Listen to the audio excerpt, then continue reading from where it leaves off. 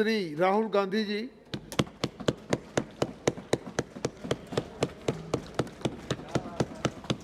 Thank you, Chairman Sir, for allowing me to speak on, Speaker Sir, for allowing me to speak on the presidential address.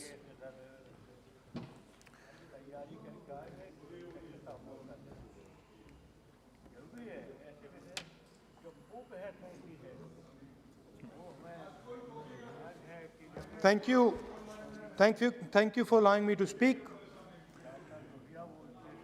I felt that the presidential address should have been a strategic address, an address that spoke to India about where we are and where we should be going. What are the challenges we are facing? What are the difficulties we are facing? And what is the potential direction in which we can go? Unfortunately, the presidential address was a long list of things that the government claims to have done, but didn't really contain the deeper strategic issues that we would have liked to see. Also, the presidential address didn't touch a couple of central challenges facing our country. And that's what I would like to discuss today. To me, it seemed that the presidential address was a list of bureaucratic ideas instead of a strategic vision. It looked to me as if it had been constructed not by a vision of leadership, but by a group of bureaucrats who had simply to put something down on paper. So what did the presidential address miss? What did the presidential address not speak about? What did the presidential address hide from the people of India? I think there are three fundamental things that were not spoken about in the presidential address. The first, and what I consider to be the most important, is the idea that there are now two Indias. There is now no longer one India. There are two Indias. One India is for the extremely rich people, for those who have immense wealth, for those who have immense power, for those who do not need a job, for those who do not need water connections, electricity connections, but for those who control the heartbeat of the country. And then another India. Another India. आपके जब नेता बोलेंगे ना, फिर हम भी वो खड़े होंगे उस समय। एक बात करने दीजिए। ये प्रेसिडेंशियल एड्रेस की एक गरिमा होते हैं। जब आपके प्रवक्ता बोले थे, कोई भी नहीं खड़ा हुआ यहाँ तक। इस गरिमा को मद्देनजर ये चर्चा करना चाहिए। नेता सत्ता पक्ष के भी है, नेता विपक्ष के भी है। हमारे नेता भी बोल रहे हैं, समय हमें दिया गया, इस सूची में हम बोल रहे हैं। अगर आप ये चाहें कि हमारे नेता को बोलने में बाधा डाले जाए, तो मौका हमारे भी आएंगे। आपको नेता जब यहाँ बोलने उठेंगे, हम भी इस तरह की बाधा डालेंगे। ये आपको समझा रहे हैं, चेतावनी दे रहे हैं। ऐसा नहीं, हम लोग डरे हुए नहीं है, हम अपना बात रखना चाहते हैं, अधिकार है हमारा। प्लीज नो प्लीज बैठिए, बोलने सभी अध्यक्ष महोदय। And for my friends in the government, I want to make it clear that the spirit of what I'm saying is not one of criticism. The spirit with which I speak is one of discomfort with the state of our country. And the spirit with which I speak is one where I am worried about what is happening to the country. So you must not take it as a criticism. Take it as a citizen of the country who is concerned about what is going on. धन्यवाद। तो दो हिंदुस्तान बन रहे हैं, एक अमीरों का हिंदुस्तान और दूसरा गरीबों का हिंदुस्तान। और इन दो हिंदुस्तानों के बीच में खाई बढ़ती जा रही है। आपने अभी देखा होगा, अभी दो स्पीकर्स ने बात की, मगर आपने ये नहीं कहा कि रोजगार ढूंढने के लिए उत्तर प्रदेश में, बिहार में रेलवे की नौकरी के लिए वहां पे युवाओं ने क्या किया और क्या हुआ, इसके बारे में आपने नहीं बोला। गरीब हिंदुस्तान के पास आज रोजगार नहीं है। प्रेसिडेंशियल एड्रेस में बेरोजगारी के बारे में एक शब्द नहीं था।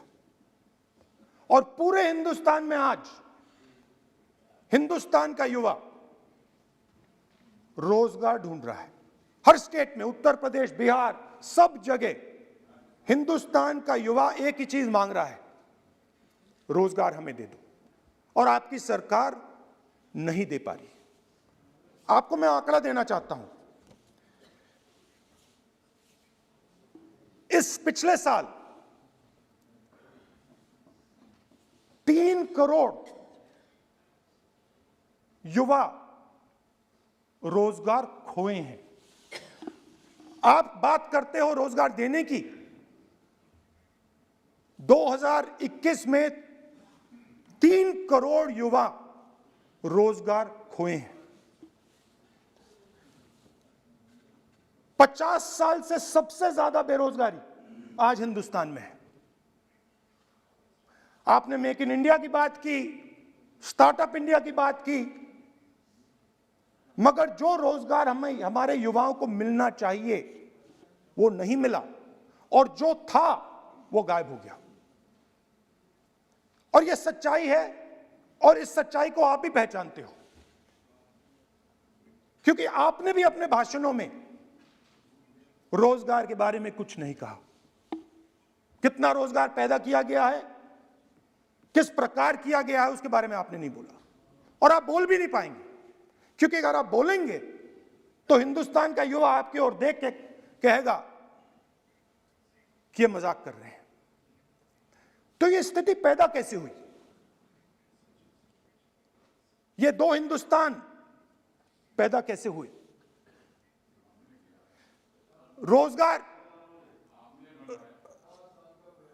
रोजगार स्मॉल और मीडियम इंडस्ट्री और जो हमारा इनफॉर्मल सेक्टर है उधर बनता है। लाखों करोड़ रुपया आपने उनसे छीनकर हिंदुस्तान के सबसे बड़े अरबपतियों को दिलवा दिया। आपने पिछले 7 साल में अनऑर्गेनाइज्ड सेक्टर और स्मॉल और मीडियम इंडस्ट्री पर एक के बाद एक आक्रमण किया है। 7 की कर रहा हूं मैं, 60 की भी करूंगा मैं अपने भाषण में अंत में 60 साल की बात करूंगा आपको खुश करने के लिए। आप ठहर जाइए। मगर असंगठित जो सेक्टर है उस पर आपने आक्रमण किया। कैसे किया? नोटबंदी, गलत जीएसटी और कोरोना के समय जो सपोर्ट उनको देना था आपने नहीं दिया। नतीजा क्या हुआ? नतीजा यह हुआ कि आज 84% हिंदुस्तान के लोगों की आमदनी घटी है, और वो तेजी से गरीबी की ओर बढ़ रहे हैं। यूपीए की सरकार ने, आपने पूछा 60 साल की बात आपने कही, यूपीए की सरकार ने 23 करोड़ लोगों को गरीबी से निकाला था 10 साल में। हमारा आंकड़ा नहीं है, हमारा आंकड़ा नहीं है, हमारा आंकड़ा नहीं है।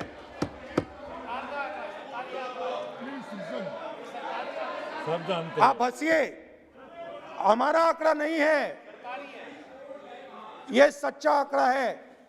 27 करोड़ लोगों को, 27 करोड़ लोगों को हमने गरीबी से निकाला था और 23 करोड़ लोगों को आपने गरीबी में वापस डाल दिया। Same same same.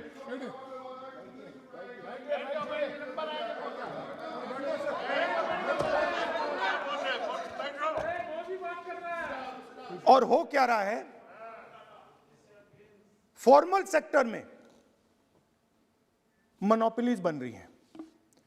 किसी भी आप सेक्टर में देखिए, और सबसे दो मोनोपोलिस्ट के बारे में थोड़ा सा बोलूंगा। उसको वो कोरोना के समय अलग अलग वेरिएंट्स आते हैं ना, डेल्टा, ओमिक्रॉन,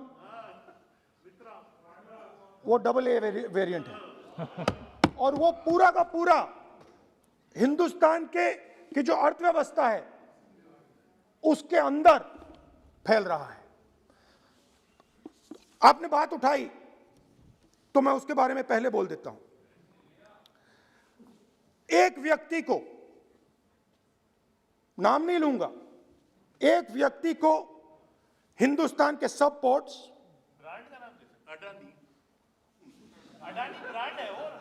ब्रांड, हिंदुस्तान के सब पोर्ट्स, हिंदुस्तान के सब एयरपोर्ट,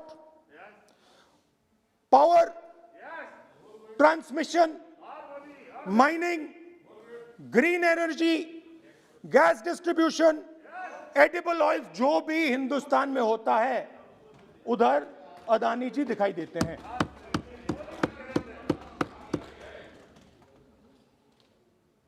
और दूसरी side Ambani ji petrochemicals, telecom, retail, e commerce में मोनोपोलियां।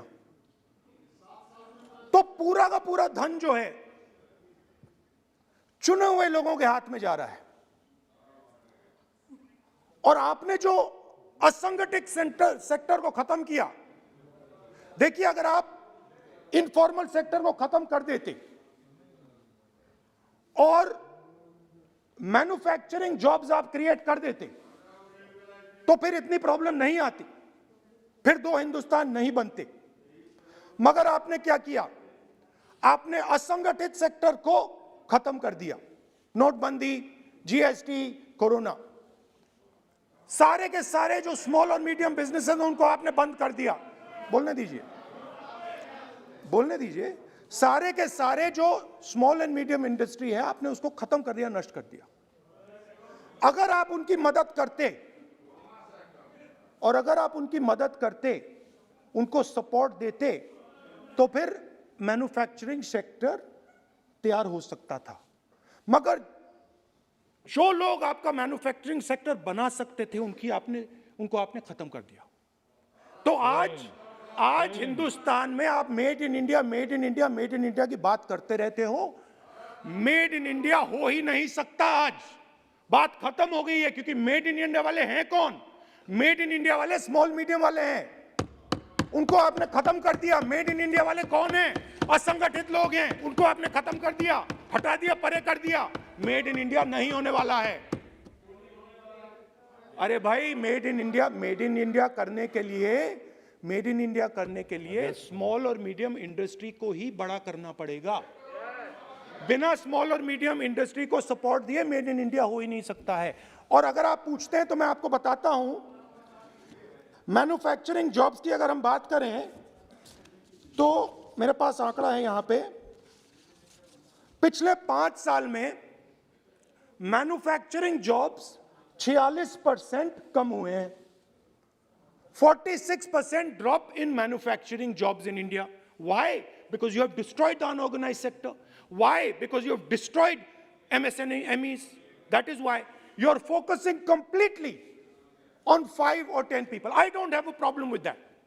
I don't have a problem with big industry. Focus on them. But please realize that they cannot produce jobs for you. Small and medium industry is the only people who can produce jobs for you. That is the reality. और हो क्या रहा है, 2 हिंदुस्तान बन रहे हैं, आप यहां पे भाषण देते रहते हो. नया Hindustan, new India, make in India, और कौन से नारे हैं? Startup India. आप ये बोलते रहते हो और देश में बेरोजगारी फैलती जा रही है. और आप ये मत सोचिए कि ये जो गरीब हिंदुस्तान है जिसको आप बना रहे हैं, ये मत सोचिए कि ये चुप बैठा रहेगा. ये मत सोचिए कि ये चुप बैठा रहेगा. ये चुप नहीं बैठा रहेगा. इस हिंदुस्तान को सब कुछ दिख रहा है. इस हिंदुस्तान को दिख रहा है कि आज, सुनिए, इन लोगों को दिख रहा है कि आज, ये आंकड़ा आप सुनिए, ये आपकी सरकार की देन है, ये आंकड़ा अच्छी तरह सुनिए. इस गरीब हिंदुस्तान को दिख रहा है कि आज हिंदुस्तान के 100 सबसे अमीर लोगों के पास हिंदुस्तान के 55 करोड़ लोगों से ज्यादा जायदाद है. बात समझिए. 10 लोगों के पास 40% हिंदुस्तान से ज्यादा धन है. 10 लोगों के पास. यह कैसे हुआ? यह आपने किया. यह नरेंद्र मोदी जी ने किया. और तो मैं आपको एक सुझाव देता हूं, प्रधानमंत्री जी को आपको सुझाव देता हूं. ये जो 2 आप हिंदुस्तान आप बना रहे हैं, इन 2 हिंदुस्तानों को जोड़ने का काम जल्दी से शुरू कीजिए. स्मॉल एंड मीडियम इंडस्ट्रीज की मदद करना शुरू कीजिए. जो हमारे बेरोजगार युवाएं हैं उनकी मदद कीजिए. और ये जो आप पूरा का पूरा धन इन्हीं 5-10 लोगों को दे रहे हो, क्योंकि ये आपकी मार्केटिंग करते हैं, आपको टीवी, व्हाट्सएप, फेसबुक पे लगाते हैं, ये काम आप बंद कीजिए, नहीं तो देश का नुकसान होगा. आपका नहीं, देश का नुकसान होगा. तो पहला मेरा सुझाव यह है. नंबर 2 और नंबर 3 भी है, अभी आएगा वो.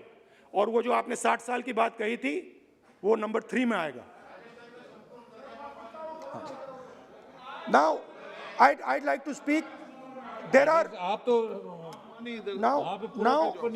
Now there are 2 competing visions of this country, which is frankly the main difference between us and them. If you read the Constitution of India, you will find, and many of my colleagues who have not read it should look at it, you will find that India is described as a union of states. India is not described as a nation, it is described as a union of states. What does that mean? That means my brother from Tamil Nadu has to have the same right as my brother from Maharashtra, as my sister from Maharashtra, as my brother from Uttar Pradesh, as my brother from Bihar, as my sister from Manipur, Nagaland, Mizoram. That's what it means. What it means, Jammu Kashmir, of course, Jammu Kashmir, Nagaland, of course, Andaman Nicobar, of course. That is Lakshadweep. Now, what is the difference? You have to understand this. This is a serious matter. I would like to have your view on it. And I would like this Parliament House to start serious discussions instead of the type of discussions that we're having. That is why it is serious. It is serious, and I would like a serious response. Right? What I heard, frankly, what I heard in the first address today was not serious. What I heard Mr. Dwivedi say was not serious. It did not behoove this House. It was not at the standard that this House should be used to. It is not at the standard that India should watch. Now, let me come back to the discussion. Let me come back to the discussion, Speaker Sir. There are two visions.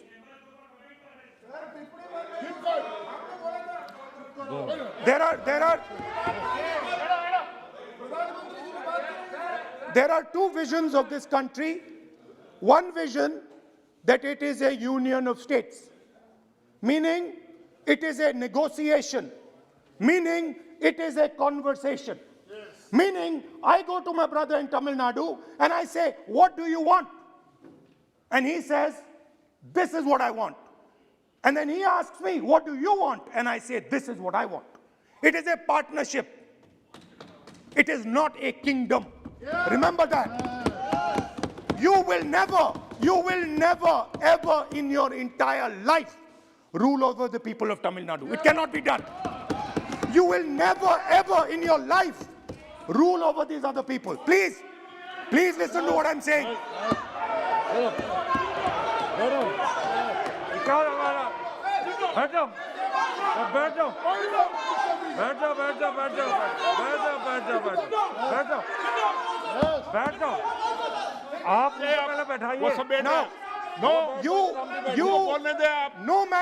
Now, no matter what fantasies you might have, you will never ever rule over the people of the states of India. It has never been done in 3,000 years. Never ever. The only way India has been ruled, and you can look at any empire you want. You can look at Ashoka the Great. You can look at the Mauryas, you can look at the Guptas, you can look at anyone you want. It has always been ruled by conversation and negotiation. Now, what is the problem? The problem is you people are confused. The problem is you people think that these languages, these cultures, these histories, you think that you can suppress them. You have no idea of history. You have no idea what you are dealing with.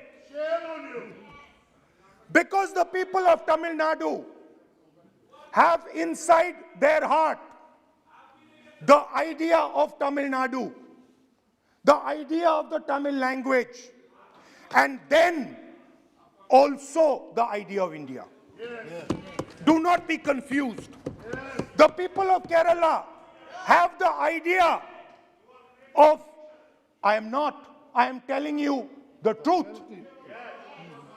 The people of Kerala have a culture. I am now a member of Parliament of Kerala. I understand it slightly better. They have a culture, they have a dignity, they have a history. The people, like the gentleman said, the people of Rajasthan have a culture, have a history, have a tradition, have a language. They have a way of life. This is like a bouquet of flowers. This is our strength. I learn from the people of Tamil Nadu. I learn from the people of Rajasthan. I learn even from you. Every day I learn from you. I do. It's not funny. It's not funny. I learn from you. Right? It's not funny. Anyway, there is another vision. A vision that India can be ruled by a stick from the center. You people have no idea of history. Because every time it has been attempted, that stick has been broken and smashed. Now what is happening as a result of your flawed vision of the country? Two Indias are of course being created. Two Indias are of course being created. Speaker, sir. अध्यक्ष महोदय,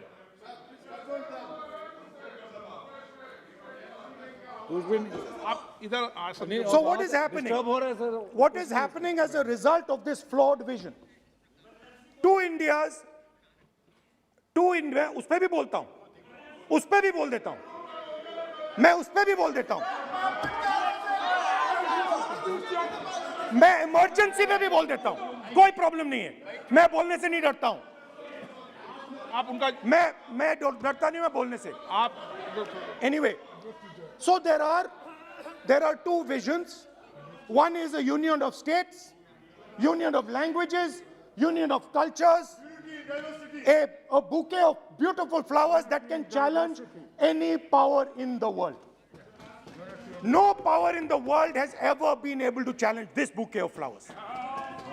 Now, there is another vision, a centralizing vision, the vision of a king. The idea of a king, which the Congress removed in 1947.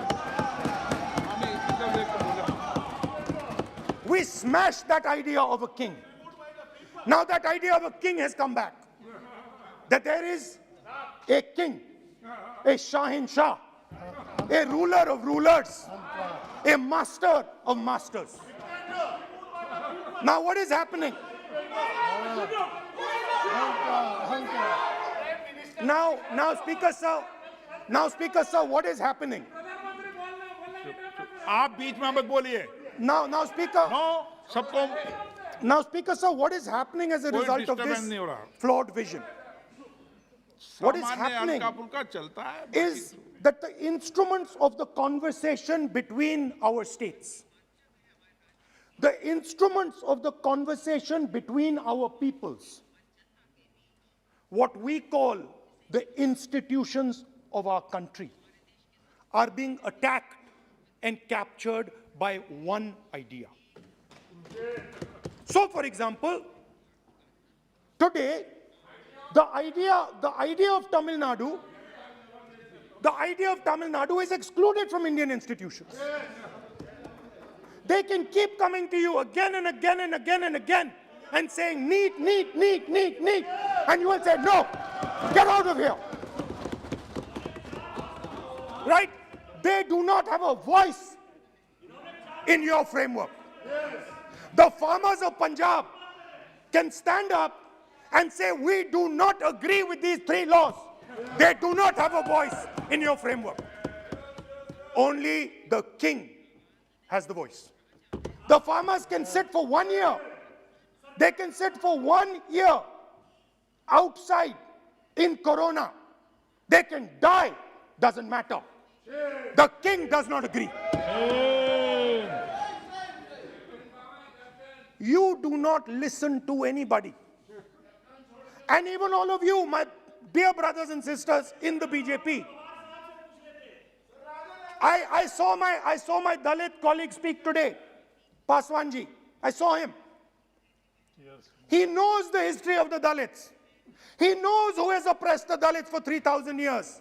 And he is speaking with a hesitancy. He is speaking without. I am proud of him. I am proud of this gentleman. He has spoken to me what is in his heart.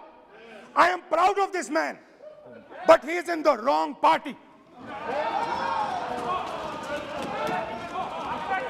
Don't worry, घबराइए मत.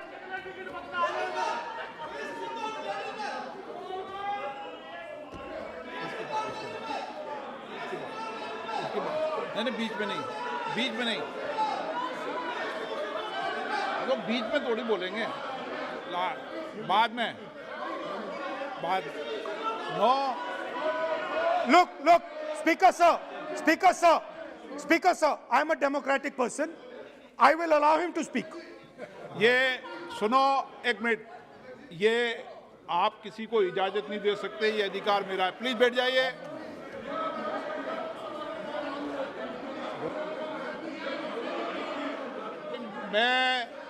आप वो इजाजत दे सकते हैं क्या आसन को? वो इजाजत देने का अधिकार नहीं है.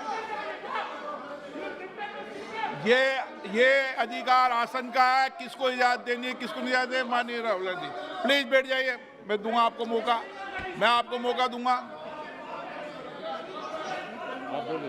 So, Speaker sir. So, Speaker sir. माननीय सदस्य प्लीज बैठिए, मैं आपको मौका दूंगा, बोलते रहे आप। क्या चाहिए? Speaker sir. So this confused ideology, this confused understanding of the nation of India is playing havoc with this country. And I'll give you examples. The judiciary, the election commission, Pegasus. These are all instruments of destroying the voice of the Union of States. When you apply Pegasus on an Indian politician, when the Prime Minister personally goes to Israel and authorizes the use of Pegasus in India, he is attacking the people of Tamil Nadu. He is attacking the people of Assam. He is attacking the people of Kerala. He is attacking the people of Bengal. Point of order, point of order. 52(1). 352(1). Speaker sir, 352(1) कहता है कि a member while speaking shall not refer to any matter of fact on which a judicial decision is pending. Supreme court में ये pending है sir, और यदि इनको supreme court पर विश्वास है, कोर्ट पर विश्वास है, तो ये अपना फोन जो है जमा करें, पहले ये शामिल हो सर, ये पहले उसके इंक्वायरी में शामिल हो, क्योंकि इनका नाम भी पेगासस में है, सो कॉल्ड ये जो कह रहे हैं, इसीलिए ये पेगासस का नाम नहीं ले सकते सर, ये कोऑपरेट नहीं कर। Now, so what is happening is that a particular organization has captured the institutional framework of the country and is attacking the voice of the different states of this country. And my fear is that you will get a reaction from that voice. My fear is that this attack that you're carrying out on the institutional framework of this country is going to get a response from the Union of States. And you're fiddling. I understand this. You might not appreciate it, but my great-grandfather spent 15 years in jail building this thing. My grandmother was shot 32 times and my father was blown into bits. So I understand a little bit about what this country is. My blood has been sacrificed, not by me, by my great-grandfather, by my grandmother, by my father for this country. So I understand what it is. And you are fiddling with something very, very dangerous. And I am advising you, stop. Because if you do not stop, you will create a problem. You have already started creating the problem. The problem has already started in the northeast. The problem has already started in Tamil Nadu. You're not visible. It's not visible to you right now. Jammu Kashmir, which I will speak about, which is my third point. Now, what you're fiddling with is extremely dangerous, and it demonstrates a complete lack of understanding of history. Please, this evening, go back and look at all the empires that have ever ruled India. Look at them carefully. You will find that every single one of them is a union of states. There's not a single empire. There was a reason Ashok used to go and put his pillars everywhere. Because it was a union of states where Ashok, the great king, respected everybody. You are disrespecting everybody. Disrespect me, I don't care. It doesn't matter to me. But you cannot disrespect the people of this country. Right. Now, final. And I think one of the more important parts of my speech. Actually, I want to say one other thing, which I demand an apology from the Home Minister. And this represents again the idea of a union of states versus the idea of a king. Now, a few days ago, some political leader, I'm not going to name, came to me from Manipur. And he was very agitated. I spoke to him, I said, why are you agitated, my brother? And he says, Rahul ji, I have never felt as insulted as I have a few days ago. I said, why?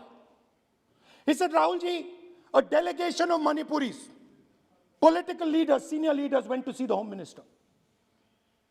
Outside his house, we were told to take off our shoes. And when we went inside his room, we found that the Home Minister was wearing his chappals. What does this mean? What exactly does this mean?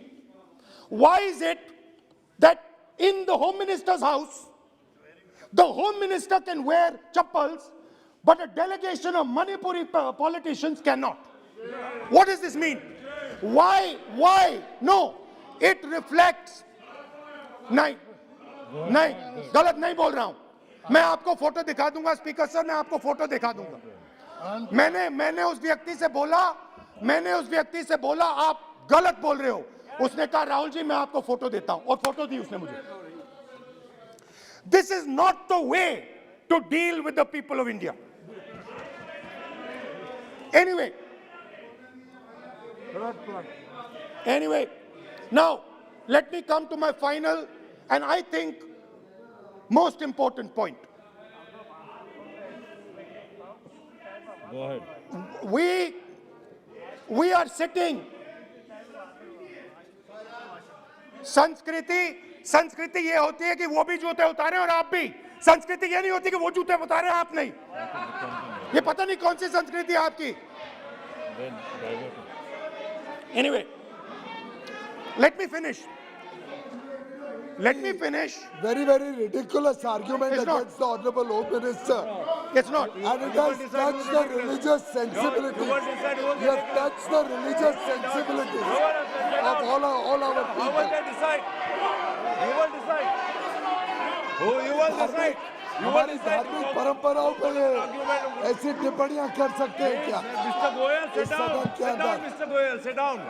Speaker sir, ये भारत के धर्म के ऊपर attack कर रहे हैं, भारत की धार्मिक परंपराओं पे अटैक कर रहे हैं, और ये हम सबकी धार्मिक परंपराओं के ऊपर आघात है. चेक कर लूंगा. हमारे घर में भी यही है परिस्थिति. Speaker sir, आप सबको खड़े हो जाते हो भाई. it reflects a mentality. It reflects a sense that I am bigger than you. You are nobody, I am everybody. That is why I will wear my shoes and you will not. Anyway, going back to the main point. Now, and the final most important point. My understanding is that the RSS and the BJP is playing with the foundations of our country. And they are weakening the foundations of our country. They are weakening the links between our people. They are weakening the links between our languages. Now, they have further weakened the country. They have further weakened the country by ensuring that not a single Indian youngster can get a job. So today, unlike a decade ago, 15 years ago, India is weak. Ask yourselves, why you were not able to get a guest on Republic Day. Ask yourself that question. Don't look surprised. Ask yourself that question. What is happening is that India today is completely isolated. We are completely isolated and surrounded. We are surrounded in Sri Lanka, Nepal, Burma, Pakistan, Afghanistan, China, everywhere we are surrounded. And our opponents understand our position. Please let me speak, because I'm saying something very serious, right? I'm saying something very serious. Let me say, we have been weakened. The conversation between our people is not taking place. Our institutions are under attack, and we are completely surrounded. The Chinese have a very clear vision of what they want to do. They are very, very clear about what they want to do. And 1 second, please. The single biggest, you can ask anybody who understands, the single biggest strategic goal of India's foreign policy has been to keep Pakistan and China separate. This is fundamental for India. And what you have done is you have brought them together.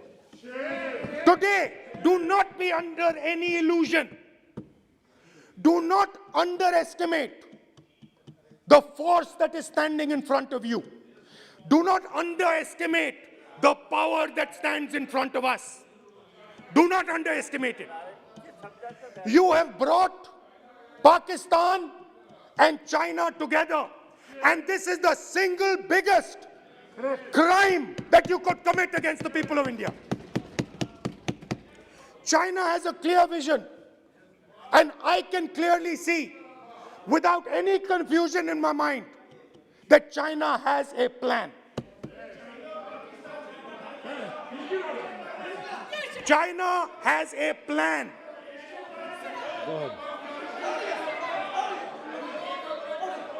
I can see without any doubt that the Chinese, please, we are all nationalists, so let us discuss properly.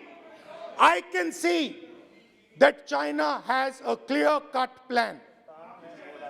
The foundations of their plan have been put in place in Doklam and in Ladakh.